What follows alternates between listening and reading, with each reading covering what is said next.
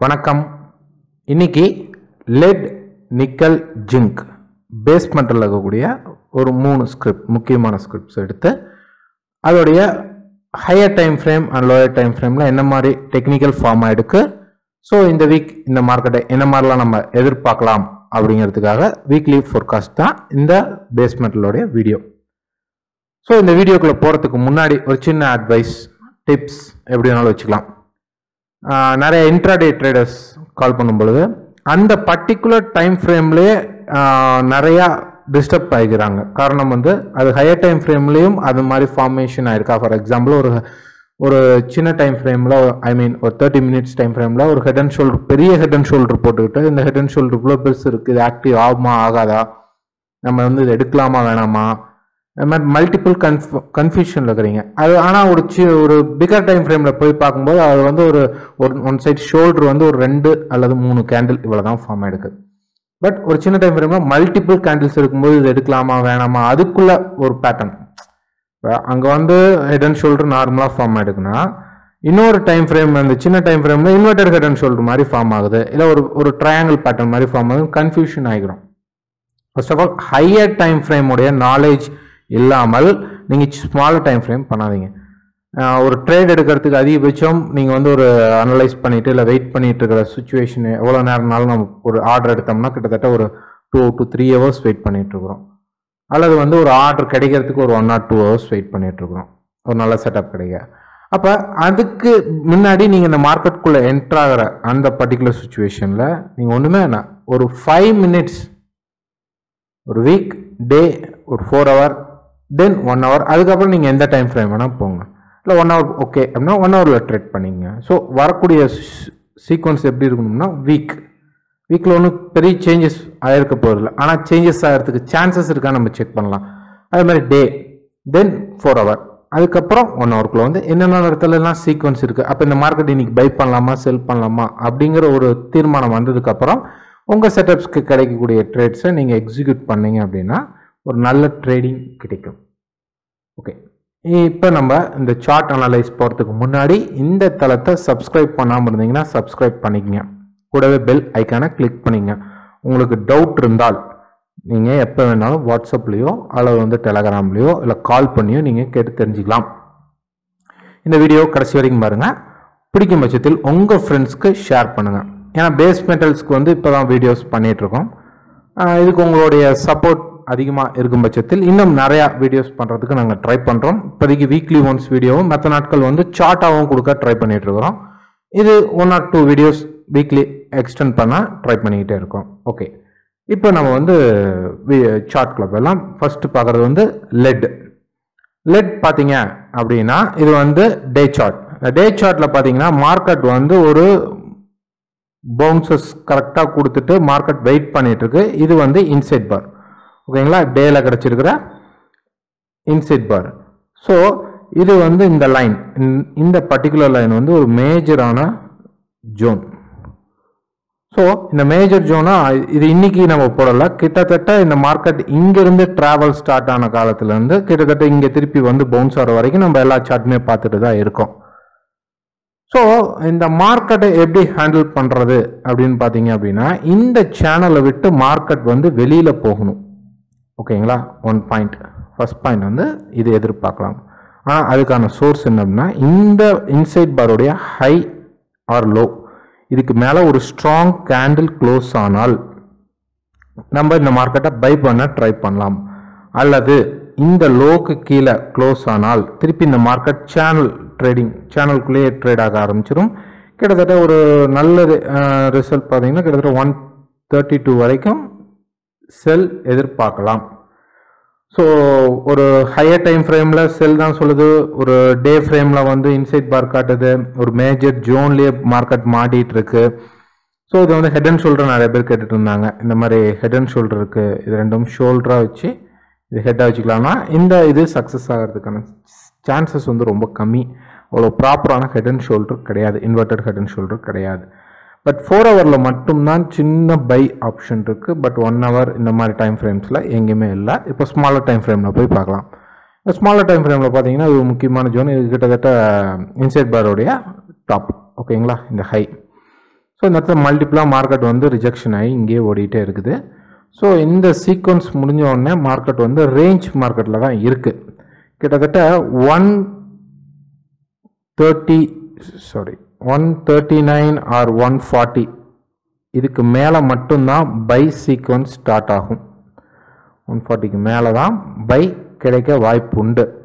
செல் 137க்கு கீழே நல்ல ஸ்ட்ராங்கான கேண்டில் க்ளோஸ் ஆனால் மட்டும்தான் நீங்கள் வந்து செல் எதிர்பார்க்கணும். இல்லைன்னா இந்த மார்க்கெட் வந்து இங்கே வந்து திருப்பி பை ஆகிறதுக்கு சான்சஸ் உண்டு. ஏன்னா அது வந்து இந்த இன்சைட் பார் லோ வரைக்கும் அது எப்படி வேணாலும் ஸ்பெகுலேட் ஆகிட்டே இருக்கும் மார்க்கெட். ஸோ ஓவராலாக ட்ரெண்ட் எல்லா டைம் ஃப்ரேம்ஸ்லையும் பார்த்தோம்னா அதிகப்படியாக தலை தூக்கி நிற்கிறது வந்து செல் தான். பட் ஆனால் ஃபண்டமெண்டலாக பேஸ் மெட்டல்ஸ்க்கு எல்லாத்துக்குமே வந்து பாசிட்டிவ் ரிசல்ட்ஸ் தான் நிறைய காத்துட்ருக்கு. பட் டெக்னிக்கலாக பார்க்கும் பொழுது எல்லாமே செல் மோட்டிவ்ஸ் தான் அதிகமாக இருக்குது. ஸோ லெட் வந்து 140க்கு மேலே நின்னால் பை எடுக்கிறதுக்கு சான்ஸ் நம்ம வந்து கிரியேட் பண்ணி பார்க்கலாம். உடனடியாக 140க்கு மேலே மார்க்கெட் வந்து இப்படி ஒரு க்ளோஸ் கொடுத்த உடனே பை போகக்கூடாது. ஸோ அது ஃப்ளோ ஆகிட்டு ஏதாவது ஒரு புல் பேக் கிடைத்தால் புல் பேக்லேருந்து ட்ரேட் எடுக்கிறதுக்கு ட்ரை பண்ணுவோம். Next nickel day time frame. So இந்த இடத்துல மார்க்கெட் வந்து புல் பேக் முடிச்சுட்டு கீழே வரும், ரேலி வந்து கீழே ஸ்டார்ட் ஆகும் அப்படின்னு சொல்லி எதிர்பார்த்துட்டு இருந்தோம். பார்த்தீங்கன்னா இப்போ சைட்வேஸில் தான் இருக்குது. இந்த மார்க்கெட்டுமே ஃபுல் அண்ட் ஃபுல் சைட்வேஸில் தான் இருக்குது. பார்த்தீங்கன்னா நிறையா ஷேடோஸ் கேண்டில் வந்து இந்த மார்க்கெட்டை டிஸ்டர்ப் பண்ணிகிட்டே இருக்குது. ஸோ இது வந்து ஒரு நல்ல மார்க்கெட் மூமெண்ட்டுக்கான சைன் கிடையாது.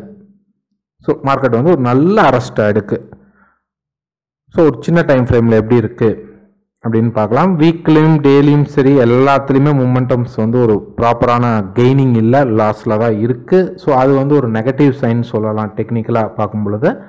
ஒரு 4 ஹவரில் பார்க்கும்போது இந்த சப்போர்ட்டிவ்லேருந்து மார்க்கெட் வந்து ஜம்ப் ஆகிருக்கு. சில பேருக்கு இந்த இடத்துல கேண்டில்ஸ் வந்திருக்கும், சில பேருக்கு கேண்டில் இல்லாமல் இருக்கும். அதை பற்றி பிரச்சனை இல்லை. டெக்னிக்கலாக ஹைஸ் அண்ட் லோஸ் எல்லாமே சேம் தான். அதை வச்சு பார்க்கும்பொழுது இந்த மார்க்கெட் வந்து ட்ரையாங்கிளில் இருக்குது.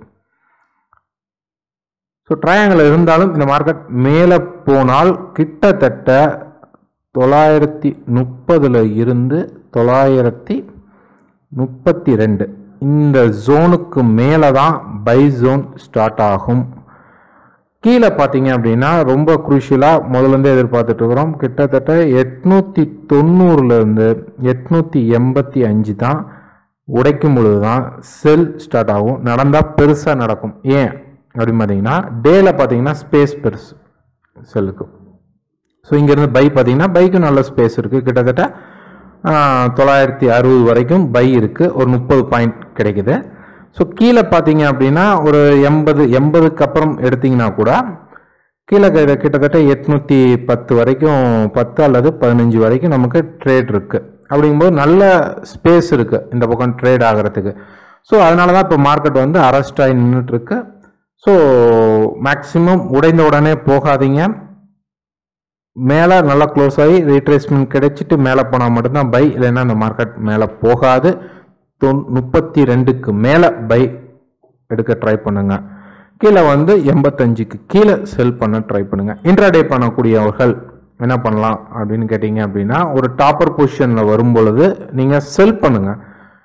ஸ்டாப் லாஸ் கம்மியாக ஒரு 2 ரூபா 3 ரூபா கிடைத்தால் பேட்டர்ன் கிடைக்கும் பொழுது அந்த பேட்டர்னுக்கு மேலே கொஞ்சம் ஒரு 50 பைசா தள்ளி ஸ்டாப் லாஸ் வச்சு சின்ன சின்ன ட்ரேட்ஸ் பண்ணலாம். பட் மார்க்கெட் வந்து பக்கா ரேஞ்சில் இருக்குது. நல்லா பார்த்துருந்தீங்கன்னாவே தெரியும், பக்காவான ரேஞ்சில் இருக்குது. ஸோ இந்த ரேஞ்சை விட்டு மார்க்கெட் வெளியில் போகிற வரைக்கும் இந்த மார்க்கெட்டை ட்ரேட் பண்ணுறதுங்கிறது வந்து நாட் அட்வைசபிள். பட் வேணும் அப்படிங்கும் பொழுது இன்னும் சின்ன டைம் ஃப்ரேமில் போய் ட்ரேட் பண்ணும் பொழுது உங்களுக்கு சின்ன சின்ன பேட்டர்ன்ஸ் கிடைக்கும்போது டாப்பரில் இருக்கும்போது செல் பண்ணிங்க, பாட்டத்தில் இருக்கும்போது பை பண்ணிக்கோங்க. நெக்ஸ்ட் ஜிங்க் மினி டேல பார்க்கும் பொழுது இந்த மார்க்கெட் வந்து இந்த இடத்துல இந்த ட்ரையாங்கிள் ஃபார்மேஷன் ஆக்சுவலாக இதுதான் எப்படி இருந்தது, சாரி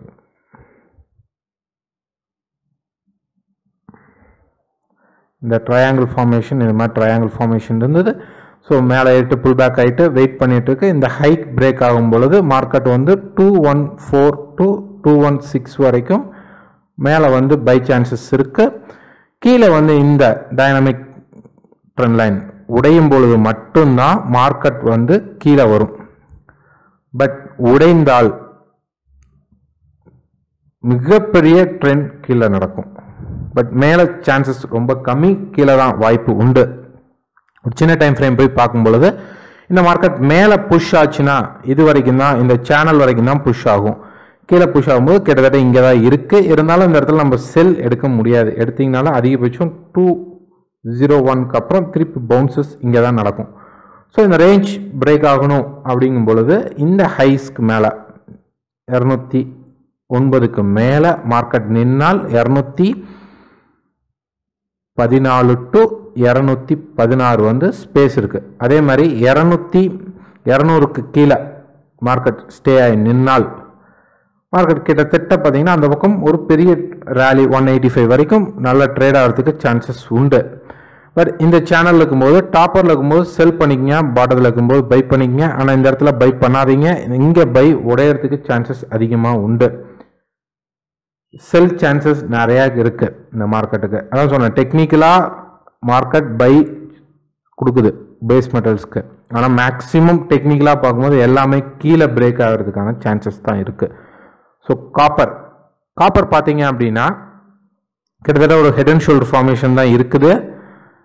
ஓகேங்களா, ஹெட் அண்ட் ஷோல்டர் ஃபார்மேஷன் தான் இருக்குது. பட் இங்கே மேலே உடையும் பட்சத்தில் இந்த ஹெட் அண்ட் ஷோல்டர் கீழே வரும்பொழுது தான் ஆக்டிவேட் ஆகும்.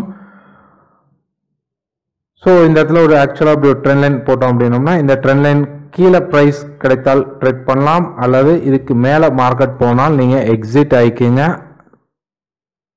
ஆனால் ஒரு 85% இந்த மார்க்கெட் வந்து செல் மோட்டிவில் தான் இருக்குது. பை பண்ணக்கூடாது, செல் தான் எடுக்கணும். பட் ஐஎன்ஆர் கொஞ்சம் ரைஸ் ஆகிருக்கு. அது இந்த மாதிரி பல காரணங்கள் வந்து இந்த இடத்துல இந்த மார்க்கெட்டை வந்து ரைஸ் பண்ணியிருக்கு. ஸோ இந்த ஹைக்கு மேலே மார்க்கெட் போனால் நீங்கள் எக்ஸிட் ஆகிடுங்க. இந்த லோக்கு கீழே மார்க்கெட் வந்தால் கண்டிப்பாக குறைந்தபட்சம் 420 வரைக்கும் ப்ரைஸ் வந்து ட்ராவல் ஆக ரெடியாக இருக்குது செல் சைடு. ஸோ ஸ்பேஸ் எந்த பக்கம் அதிகமாக இருக்குது அப்படின்னு பார்த்து தான் எப்பயுமே ட்ரேட் பண்ணும். ஸ்பேஸ் கீழே தான் நிறையா இருக்குது. எல்லா மார்க்கெட்டுக்குமே ஸ்பேஸ்க்கு வந்து கீழே வந்து பெருசாக இருக்கும் பொழுது நம்ம செல் சைட் மோட்டிவ் போக ட்ரை பண்ணணும். பட் நியூஸஸ் பார்த்து யாரும் பயப்பட தேவையில்ல. நியூஸ் எதுக்கு வருதுன்னா ஒரு டெக்னிக்கலாக ஒரு மார்க்கெட் ஃபார்மாக இருக்கும்போது அந்த நியூஸ் வந்தோடனே அந்த டார்கெட் வந்து அச்சீவ் ஆகும். எல்லாருமே நியூஸ் வந்து ஸ்டாப் லாஸ் எடுத்துகிட்டு போயிடும் அப்படின்னு நினைக்கிறோம். அப்படி கிடையாது. நியூஸஸ் தான் அந்த மார்க்கெட்டை ஈஸியாக புஷ் பண்ணி நம்மளோட டார்கெட்டை எடுக்க ட்ரை பண்ணும். ஸோ இந்த பேஸ்மெண்ட்டில் இருக்கக்கூடிய காப்பர், லெட், ஜிங்க், நிக்கல் மூணுமே வந்து பை சான்சஸ் கம்மியாக தான் இருக்குது. செல் சான்சஸ் தான் அதிகமாக இருக்குது. ஸோ செல் எடுக்க ட்ரை பண்ணுங்கள், பையை ஒமிட் பண்ணிக்கிங்க. Okay, thank you. இந்த வீடியோவில் இருக்கக்கூடிய டவுட்ஸை நீங்கள் தாராளமாக ஃபோன் பண்ணி கேட்கலாம். உங்களுக்கு வேறு ஏதாவது ஸ்கிரிப்ட்ஸில் டவுட் இருந்தாலும் கேளுங்க. அதை வந்து நாங்கள் டெலகிராமில் அல்லது வாட்ஸ்அப்பில் உங்களுக்கு ஷேர் பண்ணி சேட் பண்ணுவோம். அது மூலிமா உங்களுக்கு டவுட் கிளியர் ஆகிறதுக்கு வாய்ப்பு உண்டு. டெக்னிக்கலாக எந்த டவுட்ஸ்னாலும் நீங்கள் கேட்கலாம். தேங்க்யூ.